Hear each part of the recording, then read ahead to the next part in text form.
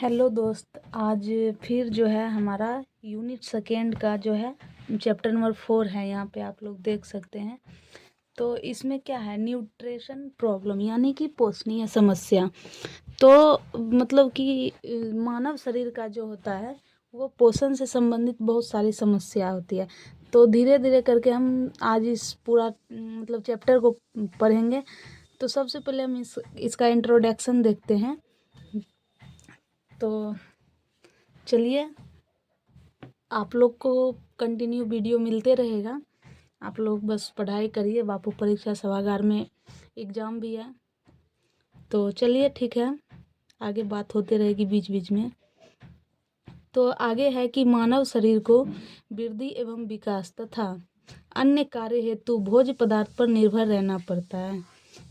यानी मानव शरीर जो है वो क्या करता है, वृद्धि और विकास करता है।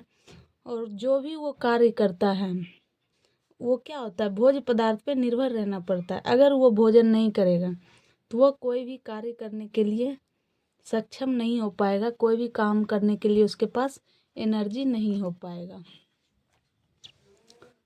उसके बाद है कि भोज्य पदार्थों में उपलब्ध पोषक तत्वों की संतुलित मात्रा शरीर को स्वस्थ रखती है। यानी जो भी भोज्य पदार्थ हम लोग लेते हैं उसमें जो भी पोषक तत्व मतलब उसमें उपस्थित होता है वो क्या करता है, शरीर को सक्षम बनाता है उससे कार्य करने के लिए और स्वस्थ रखती है। पोषक तत्वों की कमी के कारण शरीर में कई प्रकार के रोग उत्पन्न हो सकते हैं। यानी पोषक तत्व का जैसे ही हमारे शरीर में कमी होगा उसके कारण क्या होगा, कई प्रकार के रोग उत्पन्न हो जाएंगे। आगे इसमें रोग का वर्णन किया गया है, तो हम पढ़ेंगे। अभी तो ऐसे इंट्रोडक्शन देख रहे हैं, ठीक है। तो आगे कहता है कि भोज्य पदार्थों में 2 प्रकार के पोषक तत्व पाए जाते हैं। यानी कि जो भी हमारा 2 प्रकार का भोजक तत्व है उसमें 2 प्रकार के पोषक तत्व पाए जाते हैं। 1 मिनट, हाँ ठीक है। फर्स्ट में है बृहद पोषक तत्व, माइक्रोन्यूट्रिशन, जैसे कार्बोहाइड्रेट तथा वसा। और दूसरा है अल्प पोषक तत्व, मिक्रोन्यूट्रिशन, जैसे विटामिन तथा खनिज लवण। तो पहले हम लोग देखेंगे आगे क्या है, न्यूट्रिशन डिफिशियंसी, पोषणीय कमी। यानी कि पोषण की जो कमी है उसके बारे में दिया गया है। तो चलिए पढ़ते हैं। आहार में एक या एक से अधिक पोषक तत्व की कमी होना पोषणीय कमी कहलाता है। यानी कि आहार जो है उसमें एक या एक से अधिक किसी भी प्रकार का पोषक तत्व का कमी होगा तो वो पोषणीय कमी कहलाएगा। जैसे हमारे शरीर को कार्बोहाइड्रेट नहीं मिल रहा है, या वसा नहीं है, या प्रोटीन नहीं मिल रहा है, या खनिज पदार्थ नहीं मिल रहा है, या जल नहीं मिल रहा है, तो वो क्या हो गया, पोषण की कमी हो गया। उसके बाद है कि आम भाषा में इसे कुपोषण कहा जाता है। यानी पोषण का जो कमी है उसे क्या कहा जाता है, कुपोषण कहा जाता है।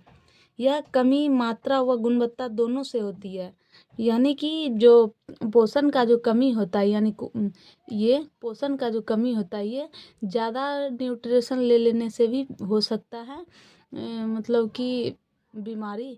और कम न्यूट्रिशन अगर हम लेंगे तो उसके कारण भी क्या होगा, यहाँ है ना, कमी मात्रा और गुणवत्ता दोनों से होती है कुपोषण का शिकार, ठीक है।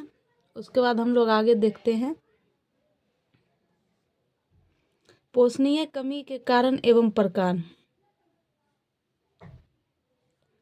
Type and case of nutrition deficiency. यानी इसमें फर्स्ट दिया गया है कि प्राइमरी डिफिशियंसी, प्राथमिक कमी, ठीक है। तो इसको देखते हैं। आहार में एक या एक से अधिक पोषक तत्वों की मात्रा या गुणवत्ता में कमी होना प्राथमिक कमी कहलाता है। यानी कि जब भी हमारे शरीर में क्या होगा, आहार में एक या एक से अधिक पोषक तत्व की कमी हो गई, जैसे कि उसमें उसके शरीर में सोडियम कम गया, पोटेशियम कम गया, कार्बोहाइड्रेट कम गया, तो वो क्या होगा, प्राथमिक कमी होगा, उसके शरीर में प्राथमिक न्यूट्रिशन कमी होगा, जिसके जिसके निम्न कारण जिम्मेदार हैं। जैसे भोजन की दोषपूर्ण आदतें, उसके बाद है गरीबी। यानी कि दोषपूर्ण भोजन हम लोग कर रहे हैं, यानी कि सही भोजन हम लोग नहीं कर रहे हैं। जिस प्रकार का हमारे शरीर में न्यूट्रिशन का आवश्यकता है उस तरह का भोजन हम लोग नहीं कर रहे हैं। दूसरा बात है गरीबी। गरीबी का कारण क्या होता है कि इंसान जो है वो सही से भोजन नहीं कर पाता है, और कभी कभी तो ऐसा होता है कुछ कुछ इंसान जो है वो भूखे सो जाते हैं, जिस कारण क्या होता है उसका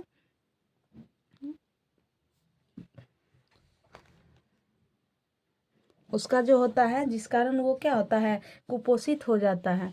फिर है आगे, उसमें है अशिक्षा, यानी कि उसके पास क्या है, जानकारी नहीं है कि वो किस तरह का भोजन करे, किस तरह के उसके शरीर में पोषण की आवश्यकता है। फिर है अंधविश्वास। अंधविश्वास मतलब होता है कि एक मतलब कि सांस्कृतिक सामाजिक होता है।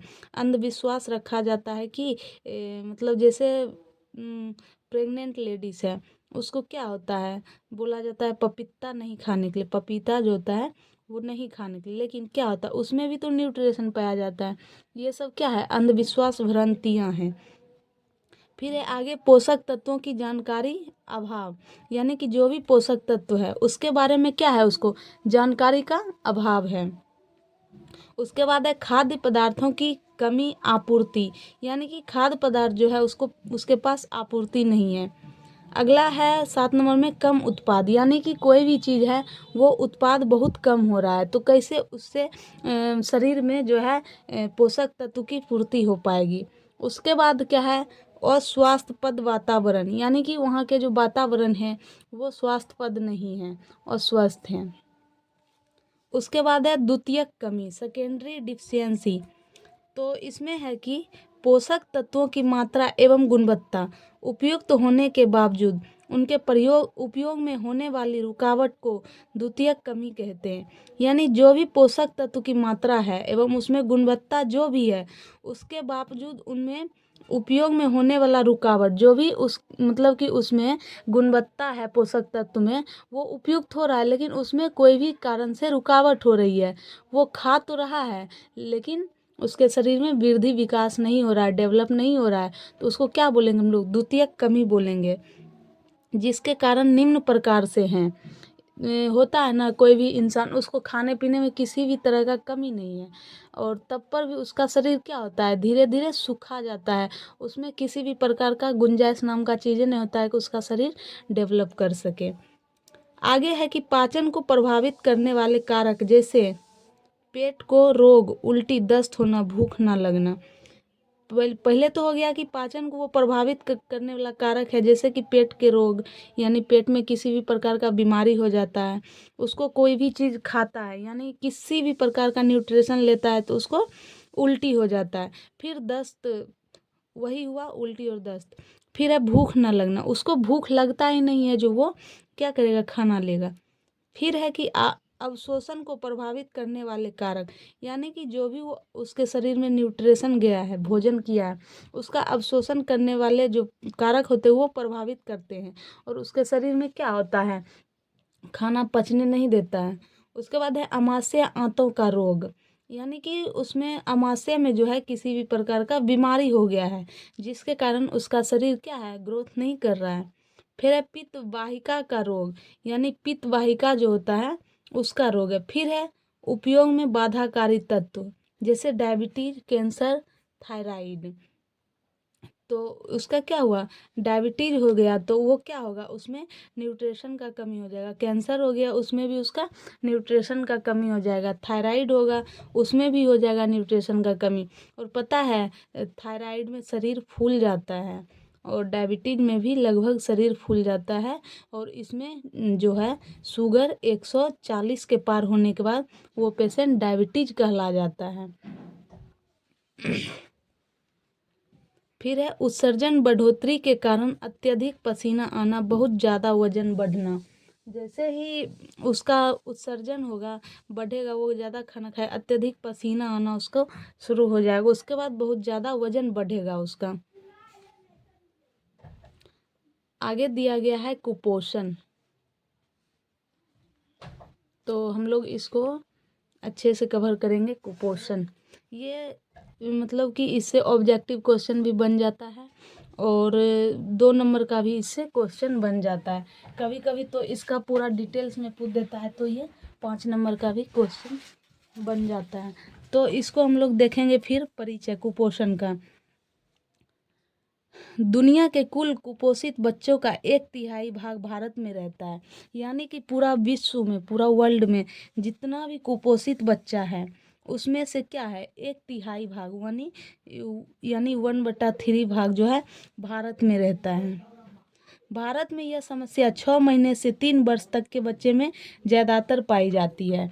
यानी कि कुपोषण जो है वो अधिकतर किस में पाया जाता है, 6 महीने से लेकर 3 वर्ष तक के बच्चे में ज़्यादातर पाया जाता है। देखो इसको हम बताते हैं 1 मिनट। उसके बाद हम इसमें बता देते हैं कि 6 महीने से 3 वर्ष तक के बच्चे में ज़्यादातर क्यों कुपोषण का शिकार होता है, क्यों कुपोषण से पॉजिटिव होता है। देखिए 6 महीना का जो बच्चा है वो क्या होता है, 6 महीना से पहले का बच्चा माँ का दूध पे आश्रित रहता है।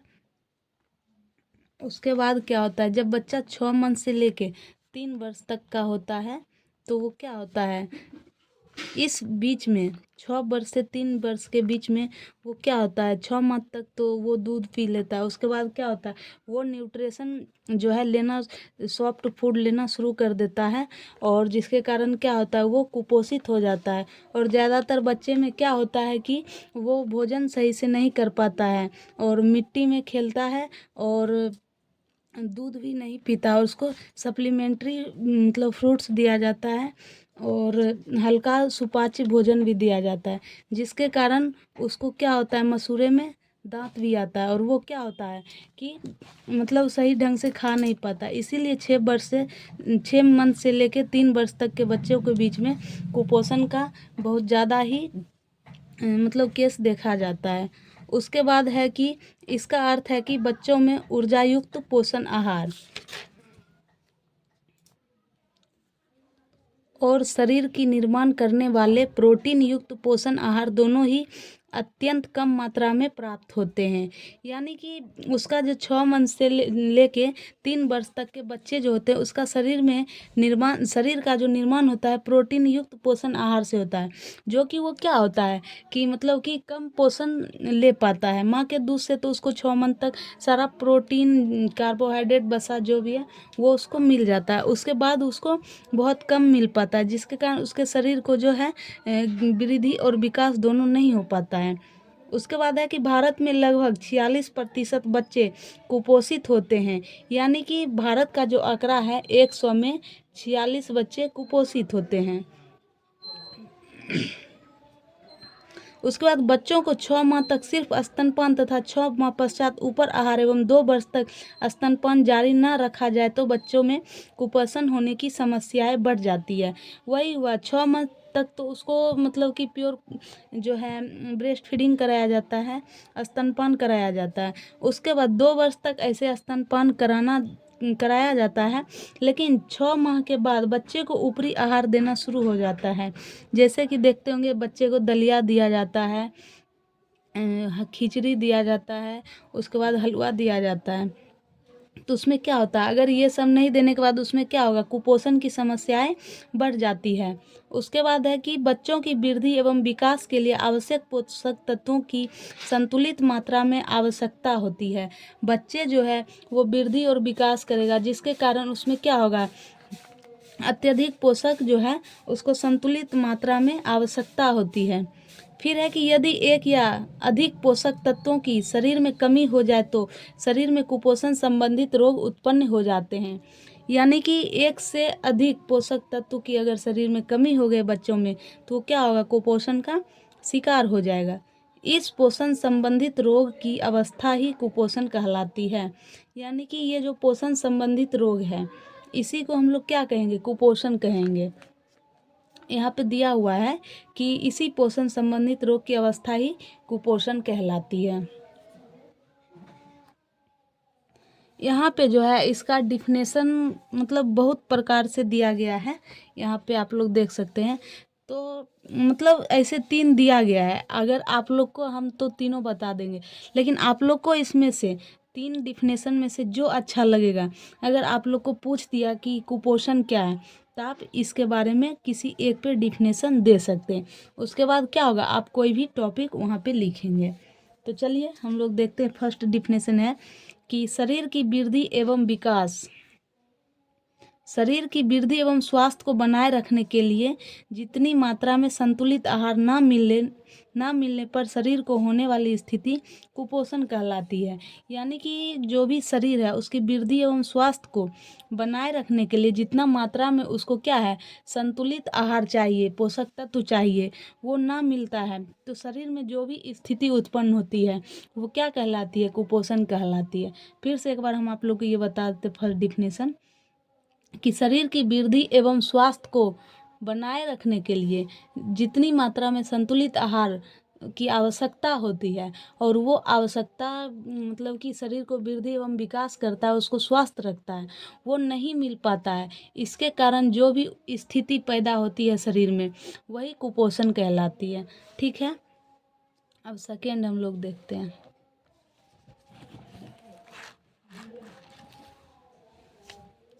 आहार में एक अधिक आवश्यक पोषक तत्व की कमी से होने वाले रोग कुपोषण कहलाता है। यानी कि आहार में जो भी एक से अधिक आवश्यक पोषक तत्व होते हैं उसकी कमी से जो भी रोग उत्पन्न होता है वो कुपोषण कहलाता है। और थर्ड नंबर में है असंतुलित भोजन ग्रहण करने या भोजन के दोषयुक्त पाचन व अवशोषण के कारण शरीर में होने वाले रोग को कुपोषण कहते हैं। यानी कि हम किसी भी प्रकार का भोजन क्या करते हैं, ग्रहण करते हैं और दोषपूर्ण पाचन होता है। यानी कि हम सही से अगर भोजन नहीं खा पाएंगे, स्वच्छ भोजन नहीं लेंगे, अच्छे तरीके से हम भोजन को पका करके अगर नहीं खाएंगे तो वो क्या होगा, दोषपूर्ण पाचन होगा हमारे शरीर में और जिसका अवशोषण होगा और वो क्या होगा, हमारे शरीर में कुपोषण का कारण बन जाएगा। तो उम्मीद है कि आप लोग को यहाँ तक समझ में आया होगा। अगर आप लोग को किसी भी टॉपिक में प्रॉब्लम हो रहा है, एएनएम फर्स्ट ईयर का किसी भी टॉपिक में, तो आप लोग बिना देरी किए हुए मुझे कमेंट करें और कमेंट करें, मैं उस पर जो है आप लोग को वीडियो बना करके डाल दूँगी और आप लोग अपने अच्छे से पढ़ाई कर सकते हैं। अगर किसी भी व्यक्ति को, किसी भी स्टूडेंट को प्रॉब्लम हो कोई भी टॉपिक में तो आप वो क्या कर सकते हैं, मुझे कमेंट कर सकते हैं। मैं आप लोग को उस टॉपिक पे वीडियो बना दूँगी और इसका नेक्स्ट मतलब कि जो है क्लास हम लोग अब अगले वीडियो में देखेंगे, क्योंकि टाइम हम लोग के पास बहुत कम है, क्योंकि मेरा खुद का एग्ज़ाम है इसी के कारण से। तो आशा करते हैं कि वीडियो अच्छे से समझ में आ गया होगा। अगर जहाँ भी दिक्कत हुआ होगा तो आप मैसेज कर सकते हैं, नो प्रॉब्लम, हम उस पर एक शॉर्ट वीडियो डाल देंगे। ओके, जय हिंद।